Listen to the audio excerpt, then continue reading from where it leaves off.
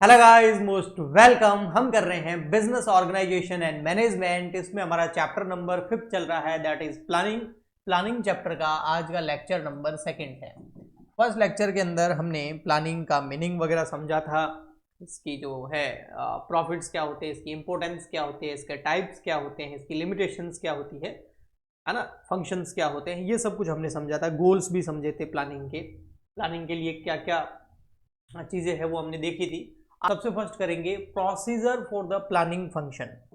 देखो, अगर आपको प्लानिंग करना है किसी गोल को अचीव करने के लिए, तो उसका क्या प्रोसेस होगा, उसका क्या प्रोसीजर होगा। सबसे पहले क्या करोगे आप, तो उसका प्रोसेस जो है उसमें सबसे फर्स्ट हमको ये करना होता है कि भाई कोई काम करना है तो उसके कुछ ना कुछ ऑब्जेक्टिव होते हैं, उसके कुछ ना कुछ गोल्स होते हैं। तो वो गोल्स डिसाइड करो, वो ऑब्जेक्टिव, वो पर्पज आप डिसाइड कर लो कि भाई उस काम को, उस लक्ष्य को हासिल करना है जिसके लिए हम ये प्लान बना रहे हैं। फर्स्ट काम वो होता है। ठीक है भाई, ऑब्जेक्टिव डिसाइड कर दिए कि नेक्स्ट ईयर जो है हमें हमारी सेल्स को 2 गुना करना है। जैसे अभी हमारी सेल्स, मान लेते हैं किसी कंपनी की सेल्स जो है 1 करोड़ है, तो हमको उसको 2 करोड़ करना है नेक्स्ट ईयर। ये एक ऑब्जेक्टिव हो गया। अब फर्स्ट जैसे ही ऑब्जेक्टिव या गोल आपने डिसाइड कर लिए, उसके बाद में सेकंड काम होता है भाई वो गोल अचीव कैसे होंगे, उसके लिए क्या क्या रिसोर्सेज की, क्या क्या प्रीमाइसेस की जरूरत पड़ेगी। क्या उसके लिए प्रोडक्शन बढ़ाना पड़ेगा, तो एक फैक्ट्री लगानी पड़ेगी नई, उसके अंदर नई प्लांट मशीनरी लेबर वगैरह रखना पड़ेगा। या फिर जो प्रोडक्शन कैपेसिटी है वो तो हमारे पास में ऑलरेडी है, तो फिर क्या करें, तो क्या फिर हमें प्रोडक्शन कैपेसिटी का 100% यूटिलाइजेशन करके जो सेल्स है उस पर फोकस करना होगा। और सेल्स बढ़ाने के लिए क्या हमें नए नए सेल्समैन को हायर करना होगा जो कि एक्सपीरियंस्ड होंगे, स्किलफुल होंगे, एबल होंगे। क्या हमें एडवर्टाइजमेंट वगैरह पे फोकस करना पड़ेगा, तो उस पर कितना पैसा खर्च होगा। ये सब कुछ रिसोर्सेज के बारे में अच्छे से पता करना। ओके, 2 काम हो गए। थर्ड नंबर होता है फिर भैया वो 2 करोड़ की जो सेल है या सेल को जो डबल करना है वो कैसे कर सकते हैं। उसके बहुत सारे अल्टरनेटिव्स होते हैं, बहुत सारे तरीके होते हैं उस तक जाने के, उस गोल तक पहुंचने के। आपको एक सिटी से दूसरी सिटी जाना हो तो उसके बहुत सारे अल्टरनेटिव्स होते हैं। जैसे आप ट्रेन से जा सकते हो, आप बाय बस जा सकते हो, आप बाय प्राइवेट टैक्सी जा सकते हो, आप अपनी खुद की गाड़ी में जा सकते हो, या फिर आप 2 व्हीलर पे अगर पॉसिबल हो तो जा सकते हो। तो बहुत सारे अल्टरनेटिव्स होते हैं कहीं एक लक्ष्य, एक गोल तक जाने के लिए। तो वो सेल को डबल कर रहे हैं, कैसे करेंगे भैया। मान लेते हैं कैपेसिटी बढ़ा दी, पैसा इंतजाम हो गया, लेकिन उसके लिए स्किल्स, कुछ ना कुछ टेक्निक, स्ट्रेटेजी बनानी पड़ेगी ना।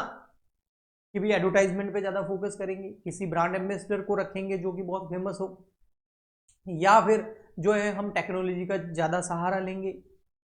कैसे करेंगे, ऑफलाइन करेंगे, ऑनलाइन करेंगे, कैसे करेंगे। बहुत सारे अल्टरनेटिव होते हैं, उसमें से एक अल्टरनेटिव या 2 अल्टरनेटिव या 3 अल्टरनेटिव को फाइनल करना और फिर उनको इवेल्यूएट करना मतलब कौन से अल्टरनेटिव पर कितना खर्चा लग रहा है, उसके क्या प्रोस है, क्या कौन से, फिर नेक्स्ट अल्टरनेटिव पे कितना खर्चा लग रहा है, उसके क्या प्रोस है, क्या कौन से। ऐसे सारे अल्टरनेटिव्स के प्रो कॉन्स पता करना। उसके बाद में उनमें से किसी एक अल्टरनेटिव को चूज करना, फिर उसके बाद उसको इंप्लीमेंट करना और फिर उसका फॉलो अप लेना, मतलब रिव्यू वगैरह लेना। तो ये है पूरा प्लानिंग का एक प्रोसीजर। तो मैंने जो बोला है ना वो यहाँ लिखा हुआ, देखो सबसे पहले सेटिंग करो ऑब्जेक्टिव्स। ठीक है, गोल डिसाइड कर लो भाई क्या ऑब्जेक्टिव है जिसको आप अचीव करना चाहते हो। ठीक है, नेक्स्ट है डेवलपिंग प्रेमिसेस। उसके लिए आपको फ्यूचर में क्या क्या एजम्पशंस लेनी पड़ेगी, है ना। ऐप का सहारा लोगे, किसका लोगे, पैसा कितना लगेगा। उसके पास आइडेंटिफाई करो अल्टरनेटिव्स पे, वहां तक जाने के क्या पॉसिबल कोर्स ऑफ एक्शंस है जो आप ले सकते हो। फिर जितने भी अल्टरनेटिव्स आपने देखे हैं जो टॉप है उनको इवेल्युएट करोगी, उनके प्रोज एंड कॉन्स पता करो, उनको कंपेयर करो और उनमें से किसी एक बेस्ट अल्टरनेटिव को चूज करो जो आपके बिजनेस के हिसाब से सूटेबल है। और फिर उस अल्टरनेटिव को, उस प्लान को क्या करो, इस पूरे प्लान को इंप्लीमेंट कर दो, पुट इनटू एक्शन। और फिर रिजल्ट देखो और फिर फॉलो अप लो कि भाई उससे क्या हमारे गोल अचीव हुए। रेगुलर रिव्यू लो, अगर गोल अचीव नहीं हुए हैं तो फिर क्या उसमें करेक्शन करने की जरूरत है इस प्लान के अंदर। तो ये है पूरा प्लानिंग प्रोसीजर, है ना। बिल्कुल ईजी है। गोल देखो आपको याद हो जाएगा मेरे साथ। गोल, ऑब्जेक्टिव डिसाइड कर लो, फिर जो भी उसके लिए रिसोर्सेज प्रेमिसेस की जरूरत है वो डिसाइड कर दो। बहुत सारे अल्टरनेटिव्स हैं, उनको देखो, उनको इवेल्यूएट करो, पहले तो अल्टरनेटिव को पहचानो, फिर उसका इवेल्यूएशन करो, फिर उसमें से कोई एक अल्टरनेटिव को चूज कर लो, फिर चूज करने के बाद प्लान को इंप्लीमेंट कर दो और लास्ट में फॉलो अप ले लो या फिर रिव्यू ले लो। ओके, ठीक है। फिर आता है नेक्स्ट टॉपिक हमारा एक्सटर्नल प्लानिंग लिमिटेशंस। देखो प्लानिंग जब हम करते हैं ना, तो आपको पता है हमने बिजनेस एनवायरनमेंट वाला चैप्टर किया था, आई थिंक चैप्टर नंबर 3 था। उसमें क्या था, कुछ इंटरनल फैक्टर होते हैं, कुछ एक्सटर्नल फैक्टर होते हैं, दोनों ही किसी बिजनेस को पॉजिटिव और नेगेटिव दोनों वे में इफेक्ट कर सकते हैं। तो इंटरनल फैक्टर को तो कंपनी या ऑर्गेनाइजेशन फिर भी कंट्रोल कर सकती है, लेकिन एक्सटर्नल फैक्टर्स को कंट्रोल कैसे करेगी, तो ये वही बात चल रही है। जो एक्सटर्नल है ना, वो प्लानिंग लिमिटेशंस है। जैसे इकोनॉमिक फैक्टर है, इन्फ्लेशन आ गया या रिसेशन आ गया। जैसे अभी आपको पता है जीएसटी कट ऑफ हुए थे, तो जो ऑटोमोबाइल सेक्टर कंपनीज हैं, जिसमें कार मैन्युफैक्चरिंग कंपनीज हैं, उनकी बहुत सेल हुई। क्यों? वो एक पॉजिटिव था। इसकी जगह अगर जीएसटी बढ़ा दे तो कार्स पर, फिर क्या होगा, फिर वो उल्टा हो जाएगा उनके लिए, है ना। तो वही चीज है, ये इकोनॉमिक फैक्टर्स जो होते हैं, जैसे इन्फ्लेशन हो गई, रिसेशन हो गया, या फिर पॉलिटिकल फैक्टर कोई आ गया, गवर्नमेंट पॉलिसी जो मैंने अभी आपको एग्जांपल टैक्सेशन जीएसटी का जैसे एग्जांपल दिया, ये चेंज हो जाए, या टेक्नोलॉजिकल फैक्टर आ जाए, फास्ट चेंजेज हो जाए। जैसे बहुत सारी चीजें हैं जो टेक्नोलॉजी जो है वो अडोप्ट कर रही है आज के टाइम में। अगर आप बोलो टाइपिस्ट, आने वाले टाइम में टाइपिस्ट की जो जॉब है वो ऑलमोस्ट बिल्कुल खत्म होने वाली है, क्योंकि वो चैट जीपीटी कर लेता है अब। नेचुरल फैक्टर्स भी हो सकते हैं, जैसे कोई क्लाइमेट चेंज हो जाए, डिजास्टर हो जाए, है ना, कोई अर्थक्वेक वगैरह आ जाए, तो वो भी अफेक्ट कर सकता है कि उस वजह से आपने जो प्लानिंग करी है वो फेल हो जाए। ठीक है। स्ट्रेटेजिक प्लानिंग क्या होती है, इसके अंदर आपको पता है लॉन्ग टर्म प्लानिंग करते हैं। देखो स्ट्रेटेजिक प्लानिंग जो होती है ना, वो बहुत डीपली रिसर्च करके की जाती है और 10 साल 5 साल के लिए की जाती है, और समय समय पर उस प्लानिंग के अंदर चेंजेस भी करते रहते हैं। ओके, नेक्स्ट आता है फिर हमारा ऑपरेशनल प्लानिंग। ठीक है, क्या आता है हमारा ऑपरेशनल प्लानिंग। ऑपरेशनल प्लानिंग जो होती है वो शॉर्ट टर्म होती है, रूटीन एक्टिविटीज प्लानिंग होती है, ये शॉर्ट टर्म होती है, नॉरो फोकस होती है, हमने लास्ट लेक्चर में देखा भी था। फिर एक टॉपिक आता है डिसीजन मेकिंग। डिसीजन मेकिंग कहाँ लेनी होती है, जैसे मैंने बोला बहुत सारे प्लानिंग जब हम कर रहे होते हैं उसके प्रोसीजर को, तो बहुत सारे अल्टरनेटिव्स होते हैं। उन अल्टरनेटिव में से कौन सा बेस्ट है, क्योंकि सबके अपने अपने प्रोज एंड कॉन्स हैं, तो वो डिसीजन है, वो बहुत बड़ा डिसीजन है। ठीक है, choosing the best alternative among available options. Okay, तो वो डिसीजन मेकिंग भी लेनी पड़ती है यहाँ पर। फिर आता है डिसीजन मेकिंग मॉडल्स। डिसीजन लेने के लिए बहुत सारे अल्टरनेटिव्स में से कौन सा अल्टरनेटिव सही रहेगा, उसको डिसीजन लेने के लिए जो उसके मॉडल्स है वो आप फॉलो कर सकते हो। एक है रैशनल मॉडल, इसमें लॉजिकल इवोल्यूशन होता है, मतलब फैक्ट्स के बेसिस पर डिसीजन लिया जाता है। एक होता है बाउंडेड रैशनली मॉडल, ये क्या होता है, decision made under limited information, deep research नहीं की जाती है, जो इन्फॉर्मेशन छोटी मोटी अवेलेबल है उसके बेसिस पर डिसीजन लिया जाता है। एक होता है इन्यूटिव मॉडल, इसमें क्या होता है, जो एक्सपीरियंस होता है और जो गट फीलिंग होती है, मुझे लगता है कि ये वाला ऑप्शन सही है,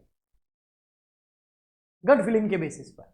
ठीक है, ओके, ऐसे आप डिसीजन ले सकते हो। डिसीजन की मॉडल है, 3 मॉडल है, याद रखना। डिसीजन मेकिंग की टेक्निक्स भी है, उसमें एक मार्जिनल एनालिसिस कर सकते हो, ये आप मार्जिनल एनालिसिस या ये break even analysis, cost benefit analysis, ये हम कॉस्ट एंड मैनेजमेंट अकाउंटिंग के अंदर पढ़ते हैं। मार्जिनल एनालिसिस में क्या होता है, एडिशनल कॉस्ट वर्सेस बेनिफिट को कंपेयर करते हैं। जैसे एक फैक्ट्री चल रही है, अगर नई एक और फैक्ट्री लगाए, तो उस नई फैक्ट्री लगाने में जो खर्चा आ रहा है, क्या उतना हमें बेनिफिट मिलेगा उस फैक्ट्री से होने वाले प्रोडक्शन को सेल करके, है ना। मतलब एक एम्प्लॉय है, एक और रखने से क्या बेनिफिट होगा, क्योंकि एक और एम्प्लॉय रखोगे तो एडिशनल कॉस्ट बढ़ेगी, लेकिन क्या उससे बेनिफिट कितना होगा, तो उस दोनों को एनालिसिस करना।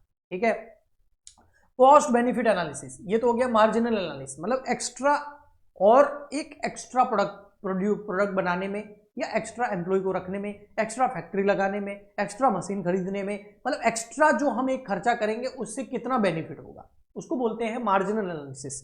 नेक्स्ट आता है कॉस्ट बेनिफिट एनालिसिस, इसमें हम कंपेयर करते हैं कॉस्ट को बेनिफिट के साथ में। जैसे Zomato deciding to advertise on TV और सोशल मीडिया, अब आप पता है किस पे एडवर्टाइजमेंट किया था, सोशल मीडिया पे। जोमेटो जब नया नया आया था, यूट्यूब पे इतने ऐड आते थे, परेशान हो गए थे लोग जोमेटो सुन सुन के, रेड कलर में लिखा था जोमेटो।